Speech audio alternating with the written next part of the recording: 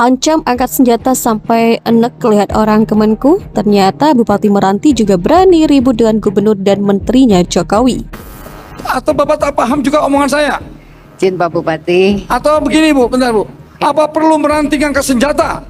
Pernyataan Bupati Meranti, Saudara Muhammad Adil, yang sungguh-sungguh tidak adil karena katakan pegawai Kementerian Keuangan iblis atau setan. Ini jelas ngawur dan menyesatkan karena Kementerian Keuangan justru sesuai undang-undang telah menghitung dan menggunakan data resmi Kementerian SDM dalam membagi dana bagi hasil. Dana yang dipakai bukan untuk daerah penghasil saja, tapi juga daerah sekitar agar merasakan kemajuan dan kemakmuran bersama-sama.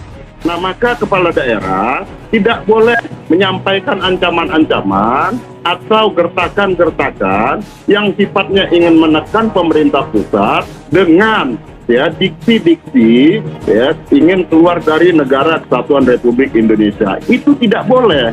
Satu diksi itu aja terucapkan berarti sama aja tidak menghendaki Pancasila, karena empat yang kita sebut kalau di MPR itu sebagai pilar kita bernegara. Satu saja kita langgar, kita ingin mengabaikan keempat pilar ini tadi tentang Pancasila, Undang-Undang Dasar 45, NKRI, dan Bhinneka Tunggal Ika. Maka satu di antara empat pilar tadi ini tidak boleh kita utak-atik dalam pengelolaan pemerintahan, baik itu di pusat maupun di daerah. Kalau di Riau kasusnya udah lama itu potensi, bahkan dari masih Orde Baru, Riau soal ingin merdeka aja tuh. Karena saya berkali-kali ke Riau dan memang melihat ada kemiskinan di situ. Padahal itu jadi di atas tanah dan di bawah tanah Riau itu adalah kekayaan. Tapi dia hanya bisa menonton kekayaan itu pergi ke Jakarta tuh.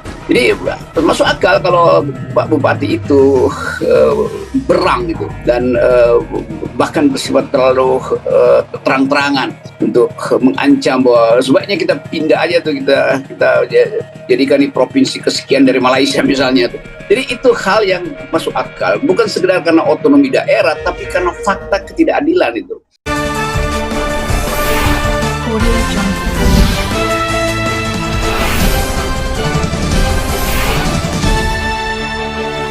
Hersu mengungkapkan Adil pernah bersinggungan dengan Gubernur Riau Syamsuar. Hal ini terkait rencana kedatangan Syamsuar yang dikabarkan ditolak langsung oleh Adil. Meski demikian, Adil membantah hal tersebut.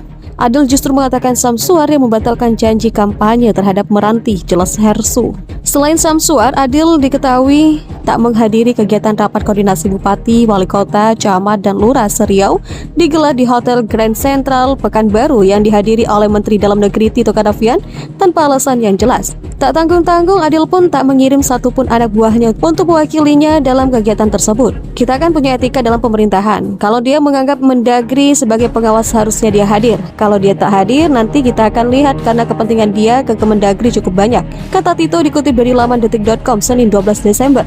Sebelumnya, Adil menyinggung soal angkat senjata karena menilai wilayahnya tak dapat keadilan terkait DBH dari pemerintah pusat, khususnya Kementerian Keuangan yang ia sebut diisi iblis dan setan. Setelah itu, Muhammad Adil juga menyebut Kemenku diisi iblis dan setan. Ini orang keuangan isinya iblis atau setan, jangan diambil lagi minyak di Meranti, katanya. Gak apa-apa, kami juga masih bisa makan daripada uang kami dihisap oleh pusat, imbuh Adil. Ia juga mengeluhkan soal kesulitan mengangkat warga di daerahnya dari kemiskinan. Bagaimana kami akan mengangkat kemiskinan nelayan, petani, buruh?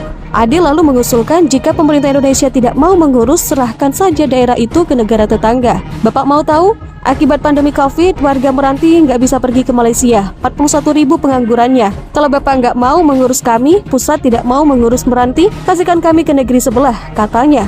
Bupati Kepulauan Meranti Muhammad Adil saat ini jadi sorotan gara-gara protesnya pada Kementerian Keuangan soal dana bagi hasil atau DBH produksi minyak di Kepulauan Meranti Riau. Tak hanya itu, Muhammad Adil bahkan berencana untuk menggugat Presiden Joko Widodo terkait hal ini. Adil sebelumnya jadi sorotan gara-gara pernyataannya yang menuding Kemenku berisi iblis atau setan. Anggota Komisi 7 DPR RI Mulyanto menyebut Presiden Joko Widodo perlu meninjau ulang peraturan bagi hasil migas yang kini berlaku di Indonesia Indonesia pasca ramainya pemberitaan mengenai Bupati Meranti yang secara pedas mengkritik Kementerian Keuangan. Menurut Mulyanto, masalah ini sangat mendesak dan Presiden Jokowi harus melihat kembali regulasi tentang bagi hasil migas antara pemerintah pusat dan daerah penghasil. Sudah saatnya Presiden memperhatikan kembali aturan dana bagi hasil migas ini, ujar Mulyanto seperti dilansir dari Warta Ekonomi pada Selasa, 13 Desember. Dalam kritikannya itu, Bupati Meranti turut menyinggung kemungkinan memisahkan diri